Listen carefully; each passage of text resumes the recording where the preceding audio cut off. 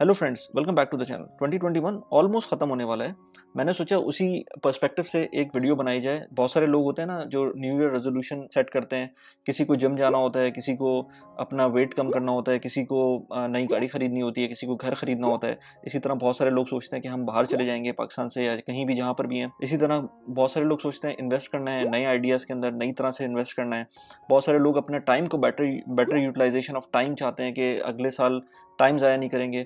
इसी तरह से बहुत सारे लोगों की बहुत सारी न्यू ईयर रेजोल्यूशन होती हैं। तो इसी तरह मैंने भी सोचा कि कुछ फाइनेंशियल गोल्स हैं, मेरे अपने फाइनेंशियल गोल्स हैं। इसके अलावा बहुत सारे और अपार्ट फ्रॉम फाइनेंशियल गोल्स बहुत सारे इस तरह के गोल्स हैं जो मैंने सोचे में, जो कि मुझे अपने 2022 के अंदर लाजमी इम्प्लीमेंटेशन के अंदर लेके आने हैं। कुछ चीज़ें मैं ऑलरेडी किसी हद तक इम्प्लीमेंट कर चुका हूँ अपनी लाइफ के अंदर, कुछ चीज़ों को मुझे आगे इम्प्लीमेंटेशन के अंदर लाना है। तो मैंने कहा आपसे भी मैं बात करूँ। ये सिर्फ फाइनेंशियल गोल्स नहीं है, इसमें बहुत सारी और चीज़ें भी हैं। सबसे पहले मैं एक लाइफ अपडेट दे दूं जो मैं बहुत अरसे से सोच रहा था।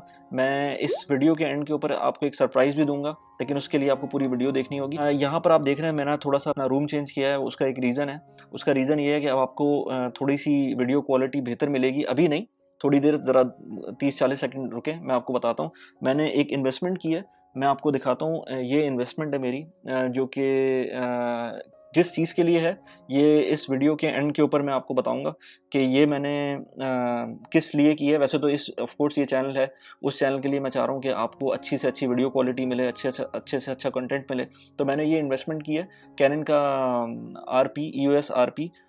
लेने कुछ गया था, ले मैंने कुछ और लिया।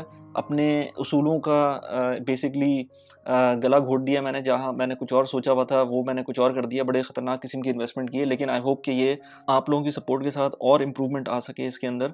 तो अभी मैं आपको इसकी वीडियो क्वालिटी दिखाता हूँ, और आगे आइंदा जितने भी आने वाली वीडियोस हैं मैं ट्राई करूंगा कि इसी के ऊपर जो घर के अंदर वीडियोस होंगी मैं इस नए कैमरे को यूज करूँ। तो without further do let's begin. इस कैमरे ने इस फ़ोन ने मेरा बहुत साथ दिया। ये फ़ोन ऑलमोस्ट कोई अराउंड यूट्यूब की 130 वीडियोस इसने बनाई हैं। तो again I would tell everybody कि जहाँ से आप स्टार्ट करना चाहें आप कर सकते हैं। इन्हीं पॉइंट्स के अंदर जो मेरे आज मैंने आपको इस वीडियो में जो मैं कुछ पॉइंट्स बताऊंगा उसके अंदर मैं अपनी यूट्यूब जर्नी के बारे में बताऊंगा कि किस तरह से मुझे शुरू में अप्रीहेंशंस थी यूट्यूब स्टार्ट करने के लिए। मैं यही सोचता रहता था कि कैमरा होना चाहिए, ये गियर होना चाहिए, वो गियर होना चाहिए, लेकिन इन सारी चीज़ों से कोई फ़र्क नहीं पड़ता। Anyways let's get back to the point. मेरे पास कुछ पॉइंट्स हैं जो मैंने आपसे ऐसा बताया ना कि 2022 के अंदर मैंने सोचा है कि अपनी लाइफ के अंदर इंप्लीमेंट करने कुछ पॉइंट्स मुझको। इनमें से कुछ पॉइंट ऐसे हैं जो कि ऑलरेडी पार्शली इंप्लीमेंटेड है, कुछ पॉइंट्स ऐसे हैं जो कि मैंने इंप्लीमेंट नहीं किए हुए और मैं लाजमी चाह रहा हूँ कि इस दफ़ा इनको मैं इंप्लीमेंट करूँ अपनी लाइफ के अंदर। नॉट नेसेसरीली ये सारे पॉइंट पर्सनल फाइनेंस से रिलेटेड हैं, लेकिन ये डायरेक्ट इम्पैक्ट करते हैं आपको, आपकी लाइफ को और नॉर्मल प्रोडक्टिविटी को। इससे पहले कि हम आगे चलें, प्लीज़ डेफिनेटली सब्सक्राइब कर लें अगर सब्सक्राइब नहीं किया हुआ चैनल को अभी तक।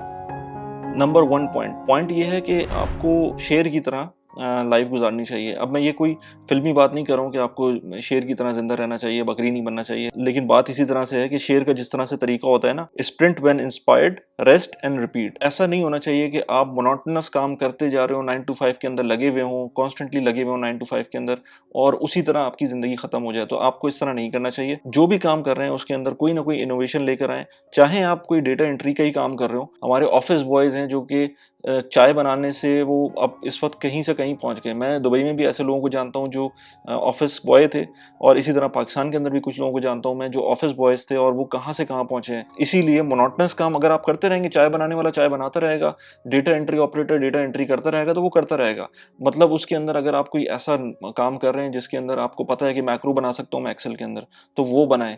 मैक्रो नहीं तो मैं उससे ऊपर की चीज़ MS एक्सेस पे काम करना चाहता हूँ तो वो करें। उससे ऊपर की चीज़ अगर आप प्रोग्रामिंग करना चाहते हैं तो वो करें। लेकिन आप मोनोटोनस काम करते रहेंगे तो वो जिस तरह बेचारी गाय होती है ना, वो चर रही होती है, 24 घंटे चरती रहती है, उसको कोई और काम नहीं होता, वो यही काम कर रही होती है। तो वो उस तरह ना बने, शेर की तरह बने, जिसके अंदर जब उसको नजर आता है कि काम ये कर सकता है वो, तो वो भागता है उसके पीछे। जब उसको शिकार होता है तो उसके पीछे भागता है, और उसके फौरन बाद जैसे ही वो कर लेता है तो वो फिर आराम करता है। उसको ये नहीं कि वो कॉन्स्टेंटली वो यही स्ट्राइव करता रहेगा कि उसको कोई शिकार मिल जाए। अगला पॉइंट है over estimating a day and under estimating a year. अब उसमें इस तरह है कि बहुत सारे लोग, इनफैक्ट मैं खुद इस तरह से अभी तक समझता था कि यार मैं जो चाहता था कि मैं एक दिन के अंदर पता नहीं क्या-क्या कर सकता हूँ। और मेरे पास 1 साल का सोचने का टाइम नहीं होता था। जिस तरह इन्वेस्टमेंट के अंदर भी होता है ना लोग, के लोग चाहते हैं कि ओवरनाइट अमीर बन जाएँ या ओवरनाइट पैसे बन जाएँ। लेकिन उनके उनके पास सब्र नहीं होता 1 साल का। तो मैं आपको इसकी एक एग्ज़ाम्पल देता हूँ। जिस टाइम पर मैंने यूट्यूब चैनल स्टार्ट किया था, और ये कोई बात है लास्ट ईयर 2020 के अंदर नवंबर की, कि उसके बाद मैंने कोई as such major uploads until March नहीं की थी। उससे पहले मैं सिर्फ महीने में 1 या 2 वीडियोज़ डालता था, सिर्फ टेस्ट कर रहा था मैं चीज़ों को। उस टाइम पर मेरे पास जो व्यूज़ आते थे वो 10, 5-10 व्यूज़ एवरी डे। 1 साल पहले की बात बता रहा हूँ मैं, दिसंबर की। 5-10 व्यूज़ से ज़्यादा नहीं आते थे डेली के। और इस वक़्त वही व्यूज़ 2-ढाई हज़ार व्यूज़ के करीब पहुँच गए हैं। तो मैं उस वक़्त अगर हार मान लेता कि यार इससे तो कुछ होना ही नहीं है, ये 5 व्यूज़ 10 व्यूज़ से क्या होगा, कुछ भी नहीं होगा। लेकिन मैं अगर उस टाइम पर हार मान लेता, तो इस वक़्त ये 2000, 2500, ऑलमोस्ट कभी-कभी 3000 व्यूज़ हो जाते हैं दिन के। तो ये नहीं बन पाते और ये कम्युनिटी नहीं बन पाती। तो आपको ये नहीं सोचना चाहिए कि मैं ये काम 1 दिन में कर लूँगा। आपको ये सोचना चाहिए मैं 1 दिन को किस तरह कैपिटलाइज़ करके उसको पूरे साल के अंदर मैं क्या-क्या अचीव कर सकता हूँ। और यूट्यूब की तो बात मैं एज़ एन एग्ज़ाम्पल दे रहा हूँ, लेकिन ये इन्वेस्टमेंट में भी इसी तरह होता है कि आप अगर कंसिस्टेंटली किसी चीज़ के पीछे लग जाएँगे ना, तो वो आपको डेफ़िनिटली रिटर्न देगा। अगला पॉइंट ये है कि भाई अपनी लाइफ़ से रूथलेसली जो नेगेटिविटी है वो ख़त्म कर दें। बहुत सारे ऐसे लोग होते हैं ना कि कहते हैं कि यार गवर्नमेंट ऐसी है, गवर्नमेंट वैसी है, थर्ड वर्ल्ड कंट्री के अंदर तो हम लोग जिस तरह रह रहे होते हैं, वो उस तरह से ही बात होती है कि यार ठीक है, गवर्नमेंट का बहुत बड़ा उसमें हाथ होता है, और स्टेट हमें बहुत जगहों पे प्रोटेक्शन नहीं देती है। जहाँ सोशल सिक्योरिटी देनी चाहिए, वहाँ सोशल सिक्योरिटी नहीं मिलती है। तो ये सारी बातें अपनी जगह पर हैं, लेकिन जो लोग इस सिस्टम में भी थ्राइव कर रहे हैं और तमीज़ से थ्राइव कर रहे हैं, ऐसा भी नहीं है कि जो है ना कोई 2 नंबर ही कर रहे हैं वो, लेकिन बहुत सारे लोग हैं जो तरक्की कर रहे हैं ऐसे कंट्रीज़ में भी, या ऐसी जगहों पर भी, या ऐसी माहौल में। तो वो भी तो कुछ कर रहे हैं ना। तो अपने दिमाग से नेगेटिविटी हटा दें, अपनी लाइफ़ से नेगेटिव लोगों को भी हटा दें। क्योंकि अगर ये लोग रहेंगे तो आपके, एक तो अगर आप नेगेटिव नहीं भी हैं, तो ऐसे लोगों में रहने की वजह से आप खुद भी नेगेटिव फीलिंग आएँगी आपके अंदर और आप नेगेटिव हो जाएँगे। अब एग्ज़ाम्पल इसकी लें, जब मैंने 2012-13 के अंदर अपना एक घर बनाया था पाकिस्तान के अंदर, तो उस टाइम पर मुझे, और उस वक़्त बहुत बुरे हालात थे पाकिस्तान के। लेकिन ऑफ़ कोर्स मैंने पहले भी वीडियोज़ में बताया हुआ है कि मेरा जो पहला मोटिव था पाकिस्तान से निकलने का, वो यही था कि मेरा एटलीस्ट एक घर होना चाहिए, और वो मैं as soon as possible achieve करना चाहता था। तो वो मैंने कर लिया था अल्हम्दुलिल्लाह बहुत जल्दी। तो जब मैं ले रहा था, तो वो उस टाइम पर बहुत सारे लोग, अब मैं अभी भी उनसे मिलता हूँ, तो वो मुझे कहते हैं यार हमें गलती कर दी, जिस टाइम पे तुमने लिया था उस टाइम पे ले लेना चाहिए था, प्राइसेस बहुत कम थी। उस टाइम पे वो लोग कहते थे कि यार नहीं लो, पाकिस्तान के अंदर कब्ज़ा हो जाएगा, क्या बेवकूफ़ी कर रहे हो। अच्छा, ये वही लोग हैं जो कहीं और भी इन्वेस्ट नहीं कर रहे थे। इसी तरह कुछ वही लोग, उसी तरह के लोग आज भी कहते हैं कि भाई दुबई में प्रॉपर्टी ना लो, इन्वेस्टमेंट ना करो, क्योंकि यहाँ पर पैसा डूब जाएगा। ठीक है, एक टाइम ऐसा था कि दुबई की प्राइसेस ओवर वैल्यूड थी, लेकिन इस वक़्त तो ऐसी कोई ऐसा सिचुएशन नहीं है। अगर किसी को करनी है, जेन्युइन इन्वेस्टमेंट करनी है, तो वो कर सकता है। तो उस पॉइंट ऑफ व्यू से नेगेटिव लोग तो आपको हर जगह मिलेंगे ना, और वो लोग कहीं और खुद तो कुछ करेंगे नहीं और दूसरों को भी मना करते रहेंगे। ये तो मैंने एक एग्ज़ाम्पल दी, इसी तरह मैंने गवर्नमेंट की एग्ज़ाम्पल दी कि गवर्नमेंट को लोग गालियाँ दे रहे होते हैं या बुरा-भला कह रहे होते हैं। तो ऐसे लोग जो कि अपनी फेलियर्स की ज़िम्मेदारी दूसरों पे डालते हैं, वो कभी भी ना आपके काम आ सकते हैं, ना अपने काम आएँगे। तो और अगर अभी तक आप इस वीडियो को देख रहे हैं, तो प्लीज़ लाइक ज़रूर कर दें। लाइक करने से वीडियो की रीचेबिलिटी बहुत अच्छी हो जाती है। अगला पॉइंट है tolerance for uncertainty. Uncertain environment कभी भी बन सकता है। शॉक एब्जॉर्बर होना चाहिए आपका दिमाग थोड़ा सा ना, कि दुनिया में क्या क्या नहीं हो रहा। पिछले 2 सालों में हमने कोविड देखा, हमने क्या क्या नहीं देखा। तो अनसर्टेनिटी को तो अब दिमाग में रख लें कि कभी भी कुछ भी हो सकता है। मैंने पहले भी जिक्र किया था कि किस तरह से सर्टेन किस्म के जो लोग थे जिनको मसला ही नहीं था किसी तरह का, यानी कि आप समझें कि एयरलाइन इंडस्ट्री को किस चीज़ का प्रॉब्लम था कोविड से पहले। आप ये सोचें कि एमिरेट्स की पायलट्स की जो कैरियर था, उसको किस चीज़ का खतरा था। इतिहाद के पायलट्स को, कतर एयरवेज़ के पायलट्स को किस चीज़ का प्रॉब्लम था। लेकिन कोविड ने सब कुछ ऊपर से नीचे कर दिया। तो अनसर्टेनिटी जो है आजकल के ज़माने में, बिल्कुल अनसर्टेनिटी जो है ना 100% है। ये कभी भी कुछ भी हो सकता है। इसलिए हमेशा जैसे मैंने पहली वीडियोज़ में ज़िक्र किया हुआ है, इमरजेंसी फंड अपने पास होना चाहिए। कांस्टेंट एक सर्टेन लिमिट का इमरजेंसी फंड आपकी रिज़र्व में होना चाहिए हर वक़्त। इसके अलावा जैसे आपने देखा ना अभी, जैसे स्टॉक मार्केट नीचे गई थी, तो मैं हमेशा एग्ज़ाम्पल देता हूँ, एक स्टॉक है पाकिस्तान के अंदर टीआरजी का, जो कि टेक्नोलॉजी कंपनी है। वो किस तरह से 130 से 77 पर आ गया था, couple because of certain reasons के। एक तो उसके अपने मसले थे, प्लस ये कि उसकी जो स्टॉक मार्केट ने बहुत बुरा परफॉर्म किया था कुछ दिनों के लिए, वो बहुत बुरी तरह से नीचे गई थी। वो 130 से 130 से 77 पर आया था, और इस वक्त वो with in 2-3-4 weeks I think वो दोबारा से 120 पे पहुंच गया। तो ये अनसर्टेनिटी के ऊपर जो बंदा अपने आपको एब्जॉर्ब, शॉक एब्जॉर्बर होने की जिसके अंदर कैपेबिलिटी होती है ना, वही आगे बढ़ेगा इस ज़माने में। और आपको अगर अगर आप सेंसिटिव होंगे, अगर आप शॉक्स नहीं ले सकेंगे, तो फिर आपका इन हालात में आगे बढ़ना बहुत मुश्किल है।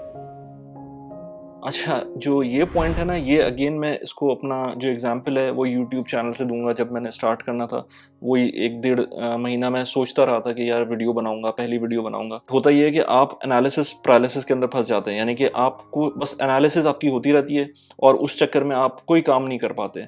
इसी तरह मैंने आपको बताऊं ना, जिस तरह से जब मैंने वीडियो डालना शुरू की थी यूट्यूब के ऊपर, तो उससे तकरीबन 1.5-2 महीने पहले तक मैं ये सोचता ही रहा था कि यार ये करना है, इसको बहुत आराम से हो सकता है। आइडियाज़ हर एक के दिमाग में होते हैं, आइडियाज़ आना तो कोई प्रॉब्लम ही नहीं है ना दिमाग के अंदर। आज भी मैं कह सकता हूँ कि जो ज़ोमैटो फूड डिलीवरी थी या फूड पांडा था, इसका आइडिया मेरे पास 2011 के अंदर था, और वाकई में था। 2011 में मैं सोचता था कि यार ऐसा कोई सिस्टम होना चाहिए कि घरों में मेन्यूज़ आ जाने चाहिए मोबाइल के ऊपर, कि किस तरह से कहाँ कहाँ पर कौन से रेस्टोरेंट के क्या क्या मेन्यूज़ हैं, और फूड अगर आपको ऑर्डर करनी है तो आप कर दें। लेकिन मेरे दिमाग में ये आइडिया था ना, तो आइडिया ही रह गया, जिसको इम्प्लीमेंट करना था वो चला गया आगे। इसी तरह आप भी अपने जो भी दिमाग में आइडिया है, अब तो मेरे पास जो भी दिमाग में आइडिया आता है, इनफैक्ट ये यूट्यूब वीडियोस का, ये कोई इन्वेस्टमेंट का, तो मैं उसको ज़रूर अटेम्प्ट करता हूँ। ये टाइम ऐसा है कि मेरे पास थोड़े से पैसे भी हैं, ये टाइम ऐसा है कि थोड़ा सा टाइम भी है मेरे पास, और ये टाइम ऐसा भी है कि जिसके अंदर मैं थोड़ी सी एक्सपेरिमेंट कर सकता हूँ, मुझे कोई पूछ नहीं रहा होगा उस तरह से। तो ये बहुत अच्छा टाइम है किसी के लिए नए इन्वेस्टमेंट एवेन्यूज़ के अंदर जाने का, जिस वक्त बंदे के पास पैसे भी होते हैं, जिस वक्त बंदे के पास इनफ टाइम भी होता है कि उसको अगर लॉस होता है तो रिकूप कर सके। अगर दिमाग में सिर्फ आइडिया रहेगा और मैं ये सोचूंगा यार 2017 के अंदर मैंने बिटकॉइन ले लिया होता तो अभी मेरे पास इतने पैसे होते, तो अगेन बंदा सिर्फ ये सोचता ही रहेगा कि मेरे पास ये आइडिया था और उसको इम्प्लीमेंट नहीं कर पाएगा, तो फिर कोई फ़ायदा नहीं है उस चीज़ का, उस सोच का कोई फ़ायदा नहीं है। इस बात पे मैं बताऊँ आपको, मैंने बहुत सारी स्टोरीज इस तरह की देखी हैं, और उसके अंदर मैं न्यूज़लेटर के अंदर इस तरह की चीज़ें बता रहा होता हूँ, तो उस न्यूज़लेटर को ज़रूर सब्सक्राइब करें, मैंने लिंक डिस्क्रिप्शन में डाल दिया है। अच्छा, नेक्स्ट पॉइंट बहुत इंपॉर्टेंट है, और ये आपकी लाइफ से रिलेटेड है। इसमें बहुत सारे लोगों को, मैंने इसमें पहले भी वीडियोस बनाई हैं इस तरह की, मैंने कहा है कि भाई अपनी फैमिलीज़ को सबसे ज़्यादा टाइम दें, सबसे ज़्यादा इंपॉर्टेंस दें। जब आप प्रॉब्लम में आएंगे तो आपकी जो फैमिली होगी वही खड़ी होगी साथ में, आपके हो सकता है कुलीग्स उस तरह से ना खड़े हों साथ में। तो अपने काम को अपना ड्यू रिस्पेक्ट दें, और जो काम है वो उसको 100% अपनी डेडिकेशन से करें, लेकिन फैमिली को कभी भी इग्नोर ना करें। इसमें आप ये देखें कि आपके जो पेरेंट्स हैं, जो आपके बहन भाई हैं, या आपकी जो इमीडिएट फैमिली है, वाइफ है, या जो बच्चे हैं आपके, ये बहुत इंपॉर्टेंट है। और अगर फ़र्ज़ करें आप अपने बहुत करीबी लोगों से दूर हैं, सिर्फ़ एक फ़ोन कॉल की बात होती है, अगर आप फ़ोन पे उनको एश्योरेंस दे सकें यार आपकी पूरी सपोर्ट है उनके लिए, इस तरह की बात भी कह देंगे ना, रोज़ाना बात कर लें, इस तरह की चीज़ें आप करते हैं, तो ये ऑटोमेटिकली इससे ट्रस्ट बिल्ड होता है और इससे चीज़ें इंप्रूव होती हैं। मैंने ऐसे लोगों को भी देखा है जो ऑफ़िस टाइमिंग के अंदर अपने घर वालों की कॉल नहीं रिसीव करते। मेरी तो समझ से बाहर हैं ऐसे लोग कि क्यों इस तरह से होता है। मतलब इसमें क्या प्रॉब्लम है कि आप अगर 5 मिनट के लिए किसी से बात कर लेंगे अपने घर में, एश्योरेंस 2-3 दफ़ा बात कर लें, तो कोई प्रॉब्लम नहीं है इसके अंदर। लेकिन ऐसे लोग हैं जो इतना डरते हैं या इतना सप्रेस्ड रहते हैं अपने ऑफ़िस एनवायरनमेंट के अंदर कि वो इस तरह की चीज़ नहीं कर सकते, जो कि बिल्कुल नहीं होना चाहिए, क्योंकि ये टॉक्सिक है। इस बात पे मैंने वीडियो बनाई थी एक, जिसके अंदर मैंने इनफैक्ट वो रिएक्शन वीडियो थी, जिसके अंदर एक better.com है, यूएस के अंदर एक मॉर्गेज वेबसाइट है, उसके सीईओ ने 700 या 900 लोगों को मेरे ख्याल से एक दफ़ा में फारिग किया था ज़ूम कॉल के ऊपर। कुछ लोगों ने जिन्होंने रिकॉर्ड की थी, उन लोगों की आवाज़ें भी आ रही थी पीछे से कि भाई उनका क्या रिएक्शन है। तो उन रिएक्शन से पता चल रहा था कि कितना डिसअपॉइंटेड हैं लोग। इट्स इंपॉर्टेंट कि अपनी फैमिली को ज़्यादा टाइम दें, ऑफिस को भी डेफिनेटली आपको टाइम देना है, लेकिन ऐसा नहीं होना चाहिए कि अपनी फैमिली को आप निगलेक्ट कर दें, कंप्लीटली निगलेक्ट कर दें, just for the sake of कि आपका ऑफिस के अंदर कोई टॉक्सिक बॉस बैठा हुआ है जो आपको इस तरह की इंस्ट्रक्शन दे रहा है कि वो जैसे जापान के अंदर होता है ना कि जब तक आपका बॉस आपके ऑफिस से जाएगा नहीं, आप नहीं निकल सकते। तो ये मुझे टॉक्सिक एनवायरनमेंट लगता है, ये मुझे समझ नहीं आती बात कि कैसे ये जापान में होता है और बहुत सारी जगहों पर, पाकिस्तान में भी होता है, लेकिन ऐसा नहीं होना चाहिए। अगला point, it's darkest before the dawn, यानी कि जब जो सुबह हो रही होती है जिस टाइम पर, जो उससे पहले का टाइम होता है वो सबसे ज़्यादा डार्क होता है। यानी कि जब आपको कोई नज़र नहीं आती उम्मीद, हो सकता है उसके फ़ौरन बाद आपके पास कोई चीज़ आने वाली हो, तो नाउम्मीद नहीं होना चाहिए। कितनी दफ़ा ऐसा होता है कि आप अपने लोएस्ट पॉइंट के ऊपर होते हैं अपनी लाइफ़ के अंदर, किसी भी एस्पेक्ट के अंदर, चाहे वो फाइनेंशियल हो, चाहे वो इमोशनल हो, किसी भी किस्म का जो एस्पेक्ट है आपका, वो आप लोएस्ट पॉइंट के ऊपर होते हैं, लेकिन आपको नहीं पता होता कि नेक्स्ट स्टेप के अंदर हो सकता है आपका सब कुछ ठीक हो जाए। लेकिन क्योंकि आप इतना नेगेटिव हो चुके होते हैं कि अपनी प्रोडक्टिविटी भी कम हो जाती है आपकी, और जो आपका सोचने का स्टाइल है वो भी नेगेटिव हो जाता है। तो ये सारी चीज़ें जब आप अपने ऊपर ले लेते हैं, हावी कर लेते हैं, तो उसमें फिर आप कोई सॉल्यूशन नहीं दे सकते, खुद को सॉल्यूशन नहीं दे सकते। उसमें मैं आपको अपनी एग्जांपल देता हूँ। मुझे याद है कि वो पॉइंट मेरी लाइफ का बहुत ज़्यादा, ऑल्दो के बहुत लो पॉइंट्स आ चुके हैं लाइफ में, लेकिन वो क्योंकि मैं डेस्परेट था उस टाइम पर। 20 साल पहले, तकरीबन 20 साल पुरानी बात है, जब मैं मास्टर्स कर रहा था यूके के अंदर, तो वहाँ पर मेरा एक पेपर था, वो रुक गया था। उसके जो टेस्ट होता है, जिसकी वजह से वो, ऑल्दो कि वो मेन पेपर नहीं था, लेकिन वो उसकी वजह से मेन पेपर रुक गया था। मुझे ये डर था कि यार अब मेरी एक तो पैसे तो खर्च होने ही है, पैसे तो चलो ठीक है, वो जो करा के पैसे तो पे कर देंगे। मैं सारी फीस मैं खुद ही पे कर रहा था अपनी, तो मुझे पता था कि किस तरह से मैं उसको कूप करूंगा, लेकिन मुझे पता था मैं कर लूंगा किसी तरह से। लेकिन पॉइंट, मुझे ये प्रॉब्लम ये हो गई थी कि ये ना हो कि मेरा साल ज़ाया हो जाए। तो वो मैं किसी भी तरह से उस वक्त बर्दाश्त नहीं कर सकता था। लेकिन अब मैं सोचता हूँ, तो मैं ये कहता हूँ कि क्या फ़र्क पड़ता अगर लेट से, एक तो ये कि वो साल ज़ाया नहीं हुआ, कुछ भी नहीं हुआ, वो रीटेस्ट हो गया था और उसमें मैं क्लियर कर गया था, और ये विदिन 5-6 डेज़ हो गया था काम सही, तो कोई प्रॉब्लम नहीं थी। लेकिन जो मैं जिस टेंशन से 2-3 दिन गुजरा था उस टाइम पर, मुझे आज भी याद है कि मैं घर पे नहीं बताया था, और ये मैं खुद ही सोच रहा था कि मैं करूँगा क्या। 1 साल मुझे एक तो एक्स्ट्रा लगाना पड़ जाएगा यूनिवर्सिटी के अंदर, और दूसरा ये कि पैसे भी ज़ाया होंगे। तो वो पॉइंट ऐसा था जो अब मैं सोचता हूँ कि यार, एक तो ये कि मुझे इतनी टेंशन लेनी नहीं चाहिए थी जितनी मैंने उस वक्त ले ली थी। प्लस ये कि अगर वर्स कम वर्स 1 साल लग भी जाता तो क्या होता? क्योंकि जब हम सोच रहे होते हैं ना, जिस तरह बहुत सारे लोग होते हैं कि अपने बच्चों के लिए सोचते हैं कि यार ये छोटा बच्चा है, इसकी एज इतनी है और इसको आगे कर देना चाहिए, आगे रहना चाहिए स्कूल के अंदर। तो मैं सोचता हूँ यार, हम, मेरे साथ के कितने लोग हैं जो हमसे 1 साल छोटे या 1 साल बड़े हैं, तो क्या फ़र्क पड़ता है? इस वक्त कोई फ़र्क नहीं पड़ता। तो इसी तरह अपनी जो भी प्रॉब्लम्स हैं, उसको, आपकी ज़िंदगी की एंड नहीं होती वहाँ पर। आपको लाइफ तो चल रही है ना, लाइफ तो गुजर रही है इसी तरह से, तो आपको आगे का सोचना चाहिए। ठीक है, परेशान होना, थोड़ा बहुत परेशान होना बनता है, लेकिन परेशान होने से सोल्यूशन नहीं निकलता। तो आपको उस हद तक परेशान हो कि आपका वो माइंड बंद ना हो जाए। सोल्यूशन लाजमी आपके पास आना चाहिए जब आपको प्रॉब्लम हो। अच्छा, जो नेक्स्ट पॉइंट है ना, इसके ऊपर तो मैं अभी से नहीं, पता नहीं कब से कोशिश कर रहा हूँ कि मैं इस पे इम्प्लीमेंटेशन आ जाए और ये कुछ इम्प्रूवमेंट आ जाए, लेकिन अभी तक उस तरह से हो नहीं पाया है। और मैंने ये देखा है कि इसमें जो अपनी फैमिली है, ज़्यादातर घर वाले हैं, उनके साथ ज़्यादातर आप नो कहने का आपके अंदर हौसला होता है, लेकिन जो इन बिटवीन होते हैं, कि वो फैमिली फ्रेंड्स हो गए या इस तरह की चीज़ होगी, उनको नो कहना थोड़ा सा मुश्किल हो जाता है। तो उनके ऑफिस वालों को मैं अब नो कहना सीख गया हूँ कि किस तरह से नो कहना है उनको। लेकिन बाकी जो लोग हैं ना, उनके लिए इस साल मैंने सोच लिया कि ये मैं प्रैक्टिस करूँगा कि अगर मुझे कुछ नहीं करना तो मैं आय बाय शाय नहीं करूँगा, मैं उसके अंदर कोई स्टोरीज नहीं बनाऊँगा, मैं डायरेक्टली नो कहूँगा। और ये आपको भी देखना चाहिए कि किस तरह से आप किसी भी काम के लिए, अगर आपको नहीं करना तो नहीं करना, उसके अंदर डिप्लोमेट होने की ज़रूरत नहीं है। डिप्लोमेसी कहीं-कहीं काम करती है, इमीडिएट फैमिली के अंदर काम कर सकती है। अगर आपके एजेड पेरेंट्स हैं, उनके साथ आपको कोई बात करनी है तो उसके अंदर काम कर सकती है। लेकिन अदरवाइज़ डिप्लोमेसी आपको नहीं रखनी चाहिए, आपको स्ट्रेट अवे हाँ या ना में कहना चाहिए। बदतमीज़ी नहीं करनी चाहिए, लेकिन आपको खुद ऐसी चीज़ नहीं कहनी चाहिए जिसमें आप खुद फँस जाएँ। अच्छा, ये point, find your genius and then go for it without the delay, ये मैंने खुद भी देखा है। और मैं आगे भी अपनी चीज़ों को जैसे-जैसे इवैल्यूएट कर रहा हूँ, अब थोड़ा-सा देर से स्टार्ट किया इवैल्यूएट करना, लेकिन अब मैं जो इवैल्यूएट कर रहा हूँ, तो मैं ये चाह रहा हूँ कि अब मैं कोई भी चीज़ मुझे जो नज़र आ रही है कि यार हाँ, ये मैं कर सकता हूँ या मेरी एबिलिटी है ये करने की, तो मैं उसको फ़ौरन इम्प्लीमेंटेशन में लेकर आता हूँ। ये सबसे इम्पोर्टेंट पॉइंट है कि आपको अपनी स्ट्रेंथ्स का पता होना चाहिए। अगर स्ट्रेंथ्स का पता ही नहीं होगा तो उसकी इम्प्लीमेंटेशन तो होगी नहीं। लेकिन अगर आपको स्ट्रेंथ का पता हो गया और इम्प्लीमेंटेशन नहीं हुई, तो ये और गलत बात है कि आपको पता होने के बावजूद आपने वो इम्प्लीमेंटेशन में लेके नहीं गए। तो फर्स्ट ऑफ ऑल आपको स्ट्रेंथ का पता होना चाहिए, आप किस चीज़ के अंदर अच्छे हैं, क्या चीज़ आप जल्दी कर सकते हैं, क्विकली कर सकते हैं, और उसके बाद उसकी इम्प्लीमेंटेशन भी क्विकली होनी चाहिए। अदरवाइज टाइम जब गुजर जाता है ना, तो उस चीज़ का फ़ायदा रहता नहीं है। अच्छा, ये जो पॉइंट है, ये स्पेशली जब मैं इस यूट्यूब के अंदर, इस स्पेस के अंदर आया हूँ, तो वो मैंने ख़ास तौर पे देखा है कि ऑल्दो कि आप देखते हैं कि मैं तो सिर्फ बोल ही रहा हूँ ना, इस वक्त भी वीडियो बना रहा हूँ और बोल रहा हूँ, ऑलमोस्ट कोई 130-140 वीडियोस बन गई हैं और उसमें मैं बोल ही रहा होता हूँ। लेकिन जब मैं ये वीडियोस नहीं बना रहा होता तो मैं सुन रहा होता हूँ। अगर मैं आपको यूट्यूब की अपनी स्क्रीन दिखाऊं तो उसके अंदर आपको नजर आएगा कि यूट्यूब की मैं ऑलमोस्ट कोई 7-8 घंटे सिर्फ और सिर्फ सुन रहा होता हूँ, और वो भी फास्ट पेस पर सुन रहा होता हूँ। 1.5 टाइम्स के ऊपर सुन रहा होता हूँ मैं अक्सर। पॉडकास्ट्स हो गई और बुक्स हो गई, ई बुक्स हो गई, इस तरह की चीज़ें। गाड़ी में जा रहा हूँ मैं, वॉक कर रहा हूँ या वर्कआउट कर रहा हूँ, उसके अंदर मैं कॉन्स्टेंटली इस तरह की बुक्स सुन रहा होता हूँ या पॉडकास्ट सुन रहा होता हूँ। लिसनिंग इज़ वेरी इंपॉर्टेंट, और कंसंट्रेशन के साथ लिसनिंग। आप देखेंगे जो कामयाब लोग होते हैं वो आपकी बात पूरी तरह से सुनते हैं, वो आपको बीच में इंटरप्ट नहीं करते, वो पूरी तरह से सुनते हैं।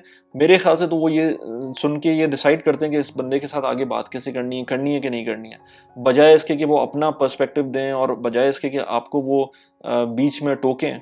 वो पहले आपकी बात पूरी सुन लेते हैं और फिर वो डिसाइड करते हैं, दिमाग में डिसाइड कर लेते हैं कि आगे क्या करना है। इसी तरह आपको भी अपनी जितनी लोगों से सुन सकें वो सुने, और काम अपना करना है, जो करना है करें, उसमें कोई रोक थोड़ी रहा, आपको कोई जबरदस्ती थोड़ी है। लेकिन फजूल में बोलना जो है ना, वो आपकी जो पर्सनालिटी है वो भी ख़राब करती है, और आपकी जो एब्जॉर्बिंग कैपेसिटी है दूसरों की चीज़ें सुनने की, समझने की, वो भी कम करती है। अच्छा, अब बात करते हैं कि जो मैंने बात की थी वीडियो स्टार्ट होने के टाइम पर सरप्राइज़ की, कि सरप्राइज़ है एक मेरे पास आपके लिए। वो ये कि मैं ट्राई कर रहा हूँ कि एक नया यूट्यूब चैनल स्टार्ट करूँ। उसका जो बेसिकली हुआ ये था कि कुछ लोग मुझसे, अब बल्कि होता है, अक्सर होता है कि मुझसे लोग यूट्यूब के बारे में ज़्यादा चीज़ें पूछ रहे होते हैं कि ये कैसे होता है, वो कैसे होता है। मुझे डीएम्स भी आते हैं, मेरे अपने जानने वाले बहुत सारी चीज़ें पूछ रहे होते हैं यूट्यूब के बारे में। तो मैंने सोचा कि व्हाई नॉट, अब मेरे पास 1-1.5 साल का एक्सपीरियंस हो गया है यूट्यूब का, तो मैंने कहा कि इस चीज़ को भी मैं एक सर्विस के तौर पे लूँ, कि लोगों को मैं बताऊँ कि यार यूट्यूब के अंदर इस वक्त कितना पोटेंशियल है जो कि हम लोग रियलाइज़ नहीं कर रहे हैं पाकिस्तान के अंदर। इसके अंदर इतना पोटेंशियल है, ये एक डेटा माइन है। आपको लगता है यूट्यूब एक छोटी-सी चीज़ है, एक वीडियो अपलोड कर देते हैं और उसके अंदर आपको जो थोड़ी बहुत ग्राफ़िक्स होती हैं, थोड़ी बहुत चीज़ें होती हैं, कैमरे से बस आपने एक दफ़ा कैमरा ऑन कर दिया और बस स्टार्ट हो गया। ऐसा नहीं होता। बेसिकली यूट्यूब के अंदर अगर ख़ास तौर पे जो नया बंदा है उसके लिए तो बिल्कुल भी आसान नहीं है। यूट्यूब को ग्रो करना, यूट्यूब के ऊपर आना, उसके एल्गोरिथम समझना, प्लस ये कि उसकी जो पूरी डेटा उसके अंदर पूरी डेटा साइंस है इसके अंदर। इसके अंदर आपको अगर बिग डेटा की बात करें तो इसके अंदर हर तरह का डेटा अवेलेबल होता है। आपकी सोच होगी कि किस तरह की एक वीडियो की जो फीडबैक होती है यूट्यूब वो किस लेवल के ऊपर देती है। तो एक बहुत बड़ा डेटा का समंदर है यूट्यूब। तो मेरा पॉइंट ये था कि लोगों को मैं यूट्यूब के बारे में एजुकेट करूं, इससे एसोसिएटेड चीज़ों के बारे में एजुकेट करूं, वीडियोस कैसे बनाते हैं, गियर्स कौन कौन से यूज़ करते हैं। जैसे मैंने बताया ना कि मैं पिछले 1-1.5 साल से सिर्फ फ़ोन के ऊपर अपना जो था वो वीडियोस बना रहा था। अब मैं कैमरे पे आया हूँ तो मेरे पास क्या क्या मुझको फ़ायदे हुए हैं उससे। यानी कि अभी इस वीडियो को बनाने में, जो शूट करने में मुझे पूरा टाइम लगता था, वो तकरीबन let's say I don't know कितनी देर की वीडियो बनती है ये, लेकिन मुझे तकरीबन कोई 1.5 घंटा लगता। इस कैमरे की वजह से मुझको सिर्फ ये 1.5 घंटे से वो 1 घंटे पे आ गया। उसका बहुत सारे रीजंस हैं। मैं यहाँ बैठ के वीडियो बना रहा हूँ वो सिर्फ इसलिए बना रहा हूँ कि ये कैमरा है मेरे पास, अदरवाइज मैं आईफोन पे यहाँ बैठ के अच्छी वीडियो नहीं बना सकता था। तो इस तरह बहुत सारे और पॉइंट्स हैं जो मैं सोच रहा हूँ कि अब एक नया चैनल बनाऊं। लेकिन अगेन मैं ये कहता हूँ कि अंडर प्रॉमिस ओवर डिलीवर करने वाली बात मैं चाहता हूँ कि हो। मैं ज़्यादा बातें इस वक्त नहीं कर रहा इस चैनल के बारे में। ये आप मुझे थोड़ा सा गाइड करें कि आप लोगों को क्या इसमें इस चैनल के अंदर क्या क्या चीज़ें चाहिए। मेरे ख्याल से इसके अंदर मैं यूट्यूब के बारे में सारी बात करूँगा, मैं इसके अंदर गियर्स के बारे में बात करूँगा, मैं इसमें रिव्यूज़ भी शायद डालूँ। ये चैनल मैं इसको इसी तरह चलाता रहूँगा। मैं उस चैनल के ऊपर इस तरह की बातें करूँगा। आप मुझे और भी कमेंट के अंदर बता सकते हैं कि आप लोग क्या क्या चाहते हैं इस पॉइंट ऑफ व्यू से, कि उस चैनल के ऊपर क्या क्या चीज़ें होनी चाहिए। ये चैनल कब स्टार्ट होगा मैं अभी कुछ कह नहीं सकता। शायद 1 महीने 1.5 महीने, मुझे थोड़ा सा टाइम चाहिए। उसके अंदर मैं कंटेंट की प्रिपरेशन कर रहा हूँ, उसमें टाइम लगेगा थोड़ा सा, लेकिन कब होता है मैं डेफिनेटली आपको इसी स्पेस के अंदर आपको बताता रहूँगा इसके बारे में। इसके अलावा जैसे मैंने आपको कहा था ड्यूरिंग द वीडियो के मैंने एक रिएक्शन वीडियो बनाई थी, 900 एम्प्लॉइज़ एक बंदे ने फारिग किए थे। उस वीडियो का लिंक यहाँ पर आ रहा है, उस वीडियो को ज़रूर जाके देखिएगा। इसके अलावा मैंने एंग्रो फर्टिलाइज़र के बारे में बात की थी कि उसका जो स्टॉक है मुझे बहुत पसंद है। क्यों पसंद है, इस वीडियो में मैंने उसके बारे में बात की थी। इस वीडियो को भी जाके देखें। प्लीज़ सब्सक्राइब कर दें चैनल को, लाइक कर दें वीडियो को। Thanks a lot, bye bye.